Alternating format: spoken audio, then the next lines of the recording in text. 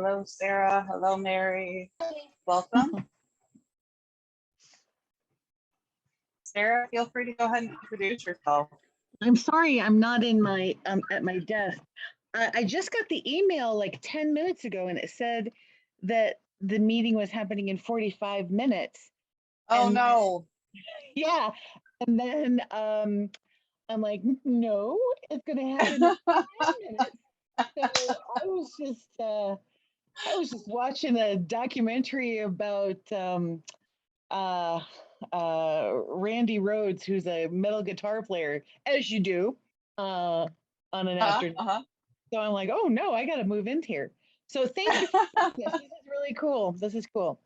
Yeah, totally my pleasure. Yeah, unfortunately, fortunately, I have a large email list, and unfortunately, when we send that many at the same time, it batches out and yeah, so my apologies. Well, and I kick it old school with AOL. So I do think that might have a filter factor when it comes to priority sometimes, because it's not that sexy Gmail thing. Oh, and I've got I have my handy dandy fly swatters there. That's really sexy too. So there you go. And Mary, feel free to unmute yourself, introduce yourself. If we end up with a small group, that's okay. Hi, my name's Mary Galloway. I'm from Metro Atlanta, and I just saw the invite, like, I don't know, 10 minutes ago through the Facebook Women's Networking group. Yeah. And I'm actually home sick. I'm in bed, so that's why I'm not turning my camera on.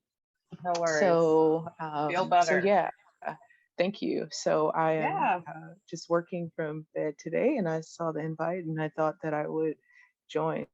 So yeah, I'm trying a few different strategies, honestly, because I've heard both good and bad about the @everyone tag on Facebook. Our group doesn't have the ability to use it yet, but so many people say that they wish they had known that we have masterminds or that we have these free classes.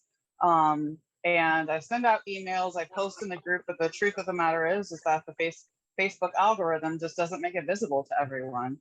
And so many people are missing out on it. And so once it becomes something that we can use in the group, I do plan to use it sparingly, just to make sure that, the right people get reached.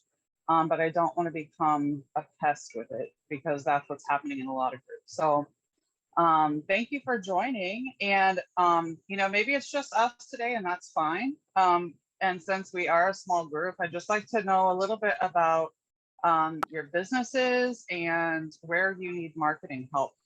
So Sarah, since you're unmuted, just feel free to dive in. Thank you, Amber. So my people are primarily women of faith, and that I know that's a broad spectrum, but faith backing, who have left trauma, toxic situations and relationships,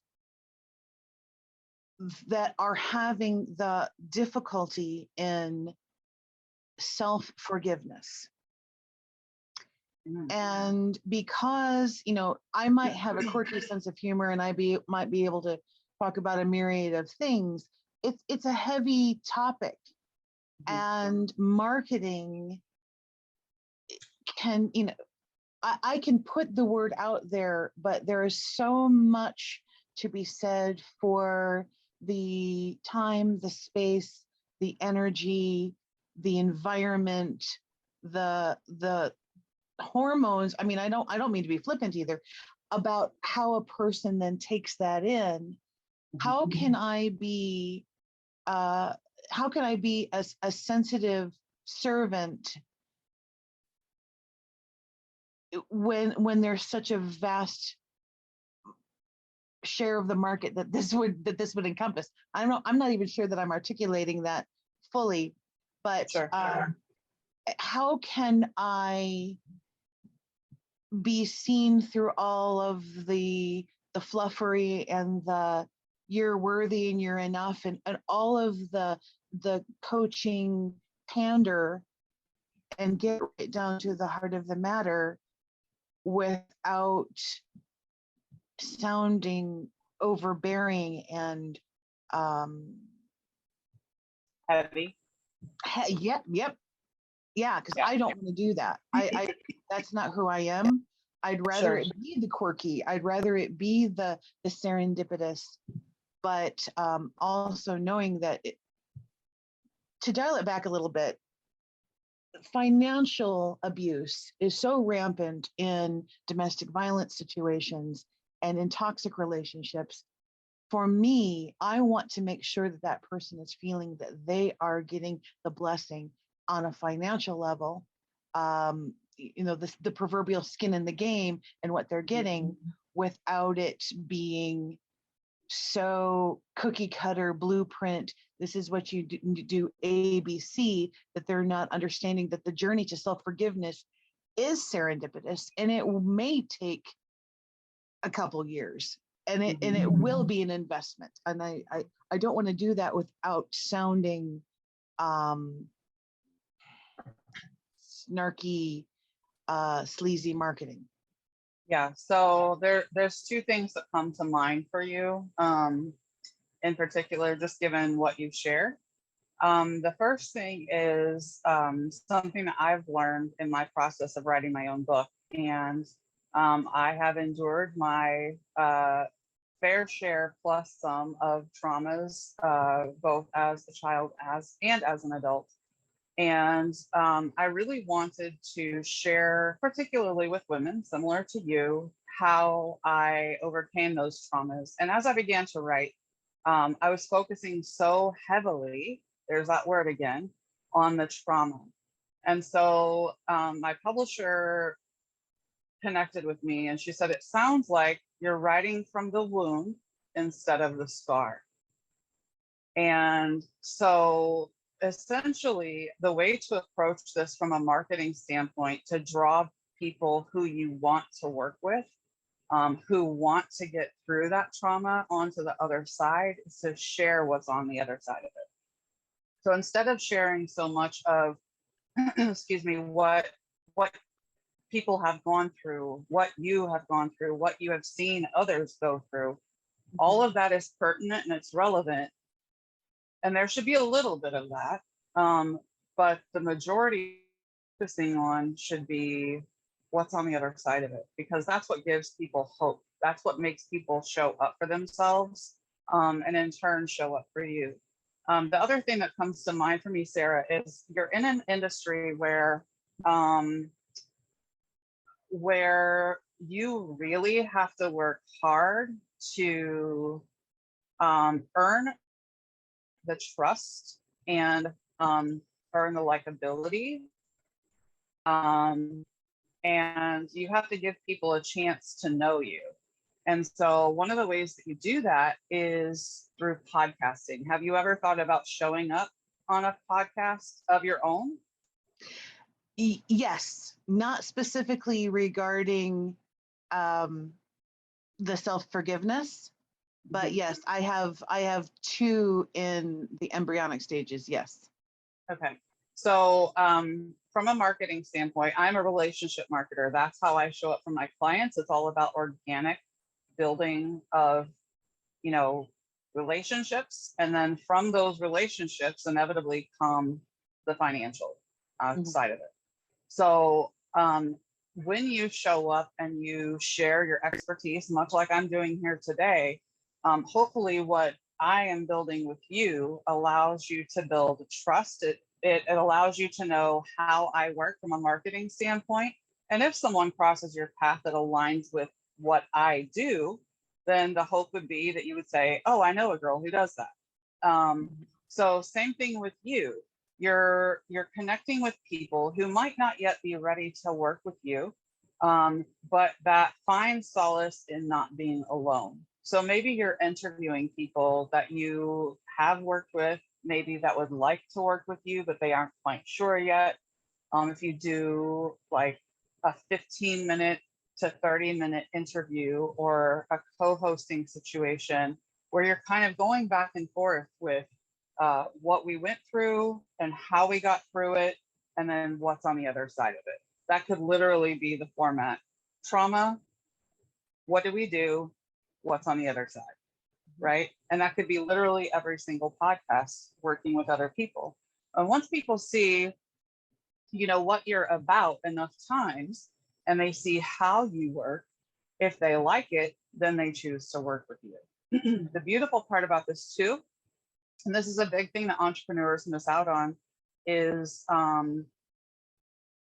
you have so many opportunities, especially if you have the camera on, to repurpose this content.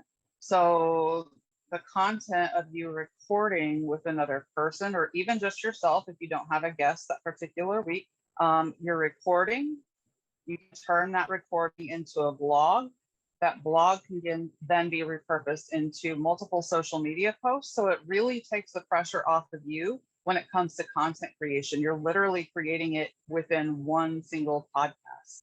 And that can be used on multiple platforms. It can be used on LinkedIn, Twitter, TikTok. It can be used on Facebook, Instagram, you name it. Video is king, and it's not going anywhere. So, and YouTube, always YouTube. So does that help? Yes, thank you. I appreciate Yeah, that. absolutely. Yeah. Mary, do you care to share what you're doing and how? Sure. So I'm an industrial organizational psychologist, and I have created a course that is accredited through a pretty prestigious medical school. And I've partnered with musical artists, and my course addresses issues of compassion fatigue, and I'm developing more that address issues of grief and contentment, and then I'll continue on and in other topics. And so with the course being accredited, I kind of made history in doing that, having the first accredited course that integrates music with a mainstream artist. And so my marketing, efforts right now, I decided to start slow for a number of issues. And so for a number of reasons rather. And so I'm just trying to figure out whether or not I want to um, whether or not I even want to be in all of these social media spaces. I just don't think I want to do that, because Sure. just because of the fatigue, I'm addressing issues like compassion fatigue. And I don't think that, I want to get burned out, on all these different mediums. And, I've been Sure. told, well, you should do the podcast and you should do YouTube. And I'm just kind of like, well, I don't want to do all of those things, Are there other options where, I can just focus on the blog and writing and other marketing mediums that don't involve all of this content pushing, where it's just being inundated just kind of day in and day out with, I guess, kind of like this people facing? Are there other mediums that I can that just don't involve, I guess, me being out there all the time? Does that make Yeah. does that make sense? It does.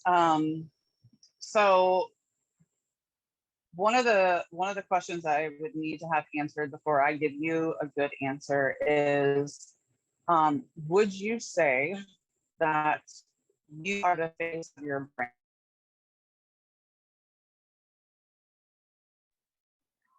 I'm sorry. I had there's a storm coming through, and Oh, sure. and it kind of cut out. You said, would I say what now? Would you say that you are your brand in terms of visibility, or would you say that your brand stands alone on its own? I'm that's the question. I'm wanting it to stand alone, and Okay. bit of there's a little bit of contention right now between, I guess, my um, my accreditors, the medical school, and the artists that I've partnered with. Everybody's kind of wanting my brand to be me and not Mhm. my company. And I'm just kind of like, I don't want my brand to be me. I want it to be my company, Mhm. because I don't want to be in the front. Um, uh, but they're just like, we think it should be you because we think that people connect with you. Um, Mhm. but at the same time, I don't want to burn out.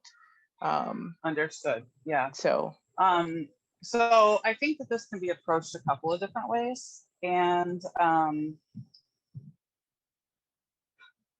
well, and can I just say something really yes, quickly? please. Yeah. I love my creditors. I love my artists. I love everybody. I just think that I might be having some nerves about it too. Yeah. So Sure. let me add that. I love everybody involved, and I love Excellent. my company and everything. So um, I'm just trying to see if I can make it be my brand can be my company as opposed to me. That's Okay. kind of, Sure. yeah. Okay. So I'm going to ask a very direct question, Mary, because it's something that I have gone through and I've gone through it very recently. So pardon the bluntness, but how much of this is fear for you of being seen? Um, Fear of being seen. I think probably 95% of it. Okay. So um, I'm going to be very cliche. Everything you want is on the other side of fear. And I think that I think you have a valid concern when you say, I don't want to burn out. And there are ways that you can deal with that simply by hiring a virtual assistant. If you don't want to be the one constantly creating content, engaging, there is a way for you to be seen without you physically having to show up all the time. And it's not terribly expensive. I personally come from the standpoint that I think you should pay virtual assistants at least $15 an hour. But there are virtual assistants who charge 15, and there are virtual assistants who charge 70, 75. So it's all a matter of what you're looking for and making sure you have a clear path for them, a clear marketing strategy for them to follow. Um, you can show up simply by telling your story through your brand messaging. That's an area where I specialize, is helping clients get clear on their brand's message and how they want to be seen by their potential clients or their audience. And so if you create a very clear brand messaging piece that your virtual assistant can point back to, that's their true north. If it doesn't align with what you've given them in terms of brand messaging, then it's not okay, right? And so there is a way for you to avoid burnout simply by bringing someone onto your team. You can also hire an agency like my own. I don't know what your budget is if you have a budget. Um, and if you don't have a budget, unfortunately, you're probably going to have to show up. Even if you just want to end up showing up as a blogger, you've got to somehow drive traffic to that blog. And the way you drive traffic to the blog is through one of two ways, either social media, or you can pay to work with influencers or micro influencers who are in your area of expertise. All of that's going to cost more money though. So, is there a way for you to show up without you showing up? Absolutely. Um, I would say your brand is going to do better if people get to know you, know, like, and trust. When they know, like, and trust, they feel comfortable to buy. Um, so, authenticity is key. being transparent enough, being vulnerable enough, whatever is comfortable with you. But there has to be some sort of relationship. We're getting away from, we're stepping out of ads being as effective. People are actually trending towards marketing again, simply because the cost versus the reward is leaning back in the favor of traditional marketing because ad cost is so expensive online. And so those relationships, that organic marketing is super important. That all makes a lot of sorry, a lot of sense. That makes a lot of sense. And it might not be the answer you want, but no, I'm open to, like, I mean, that's what the session is about, right? Is getting it professional advice. I'm not a marketer, so that's why I came, was to get, marketing advice. And Sarah, thank you. I'm on my phone, so I can't respond to you in the chat. And I saw what you said. So thank you, Sarah. I appreciate it. I hope I'm feeling better soon too. Thank you. Yes, yes. And hello, Tina. Welcome. How are you? I'm good. I know we have a meeting tomorrow, but I haven't been in the group long enough, so I just saw the office hours and decided to pop in. Happy you're here. Is there anything marketing wise that you need help with? I think, like, now, I mean, I'm a web designer, and I think now it's like brand messaging, or even to kind of get a narrowing down my target client, because I think the thing that I love about doing this is learning about people's businesses and helping them optimize and tell their story, and making sure that their values are aligned with mine. But right now, that's a pretty broad group. I think I'm like, as long as you are, love your business and are doing, that you want to make a difference, that's my kind of benchmark right now. And then on my side, I have, okay, if you're interested in helping your community, which involves like education, sustainability, mental wellness. So I'm wondering if that's kind of a little too confusing.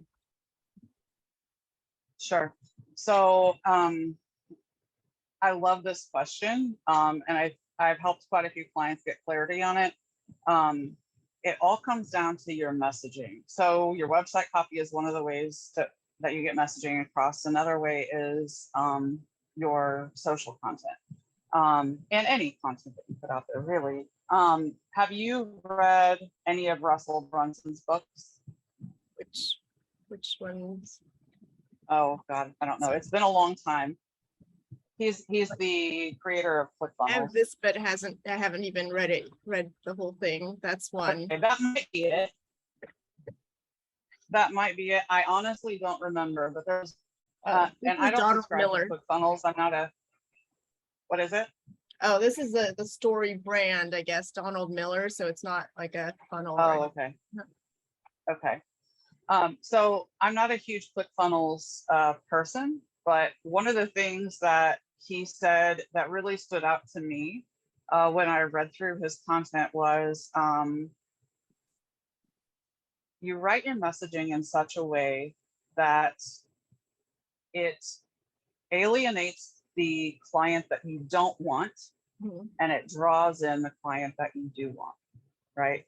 And so one of the ways that I built my community, my Facebook group, is I knew who I didn't want in there, and I created rules or boundaries that kept them out, right?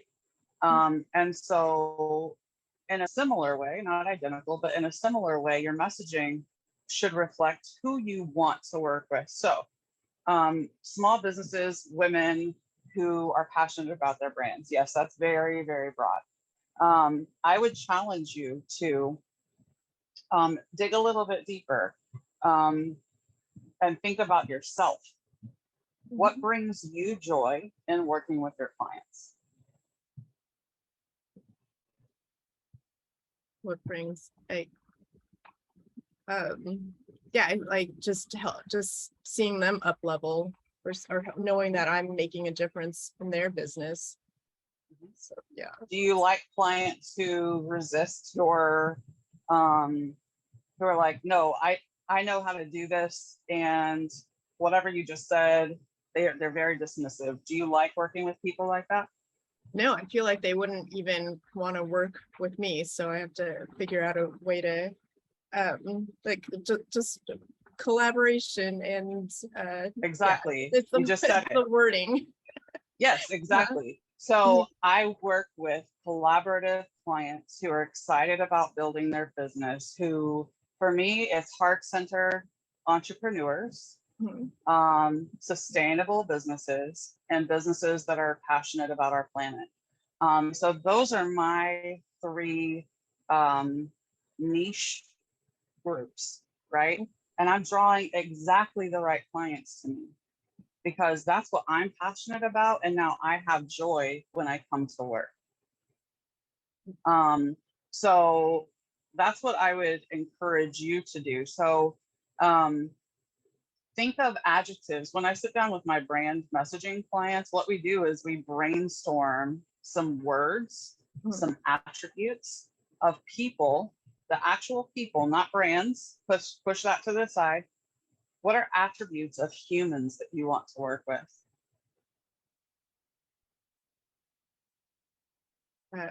Yeah, that's the well, I mean, like what you were saying too is something that I aligned with. So a lot of it is just even having the same values, which is caring about people, the planet, and education, and like yeah, making the world a better place. I have like a line like that, but yeah, like it's just making sure. I mean, I guess that's like it seems wordy to me, but I think that doesn't matter as long as it's talking to the right group. Yeah, you want to be concise for sure, because what you don't want them to do is leave your page, right? So you want to get your point across in as few words as possible. But I think what a lot of business owners and entrepreneurs do is they get so caught up in the weeds of the anxiety of, am I doing this right? And all you have to do is show up as yourself, right? If you visit my Facebook page, I'm going to talk about copywriting sometimes. I'm going to talk about the fact that we RV full time because we decided to live a minimalist lifestyle. I'm going to talk about Shop From Her because I'm passionate about showing up for women in business and seeing them up level their business. I am passionate about teaching people how to homestead on their own land because we have so many food deserts. Yeah. And people need to know how to provide for themselves if ever we're in a point in time where we can't run to the supermarket. People need to know how to thrive and not just scrape by to survive. So all of these things are super important to me. And what happens is some people might not be quite ready to work with you, but when they are, you have such raving fans just ready to go. Only because you're showing up authentically as yourself. It doesn't always have to point back to your business. It can simply be, this is what I stand for. This is what's important to me as a human being. This is my purpose here. Yeah, that's what too. I was just writing down some steps, some like pillars that, just on my social media messaging. And the small biz education is one thing that I know that is helpful. And then even just like mental wellness, mental like self-care just for yourself. Sure. And local kind of organizations and donations or local organizations that I volunteer with and that I think are important. And I think about like, oh, is that too limiting because it's local to me? But I don't think that's an issue. Not at all. I mean, you're showing up, and I would encourage you to capture those moments, whether it's on video or going live somewhere on LinkedIn or YouTube or Facebook. because it's something that excites you. That energy is going to translate to other people and get them excited about it. And who knows, it could be a trickle down thing where now they're inspired to show up in their local community. And what happens when we have an entire planet that shows up for each other, right? So Right. that's what we've got to start putting out there. Yeah, that's the next thing I'm working on, is even showing myself in some of these groups and on camera. So Yeah. That's fun. It's not fun. Video is queen. Still getting used to it, and then yeah, being able to talk and say a complete sentence without stopping and Yeah. pausing. Yeah, all this stuff. So I'm very excited to. Don't let, that's your perfectionist, let that go. If you want to know, and this is for everybody, because oftentimes people do have a hard time showing up on camera. So how I coach my clients to get through that is create a Facebook group only for yourself, only invite you, make it a private group, and go live in there multiple times. I would say go live in there at least 10 times, and you know that you're the only person watching. You're still going to get nervous, but over time it gets easier, and that's going to translate into going live on your business page, going live into a community where you're a little more at ease. The nerves have calmed down. You've done it enough times and you've gotten comfortable with it. What I would challenge you is, don't be a perfectionist. I'm not. I'm showing up in a way that I know is helpful to my community, and the ums are going to show up, the pauses are going to show up. We're human. Can we just be human? So just don't let the perfectionist kick in. Yeah, thank you. Even with any of these, I would show up and then just try to hide. So Yeah. making the effort to speak up and be involved and participate is a big deal. So thank you. Absolutely. My pleasure. All right. Well, I think we've all had a chance to connect and to learn a little bit about each other. Does anyone have any further questions before we wrap up office hours? I'm going to post this in the group and ask for any other questions for people who weren't able to. So feel free to chime in. If we wanted to get in touch with you directly, do we do that through the group? You can do it through the group. My email address is amber@powers, that's POWERS, digitalmarketing.com. Okay. And okay, yeah. So could you say that one more time? And I've got something. Yeah, of course. Now. No problem. It's Amber, AMBER, at Powers, P as in Paul, OWERS, digitalmarketing.com.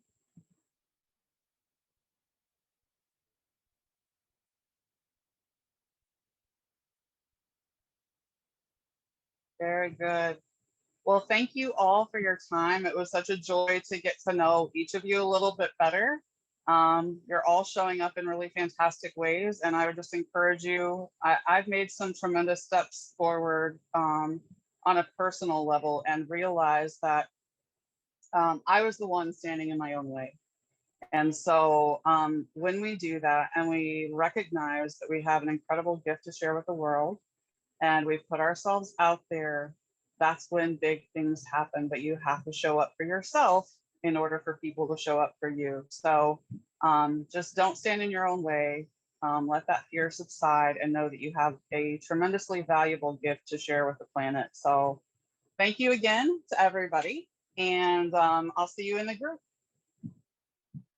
Take care.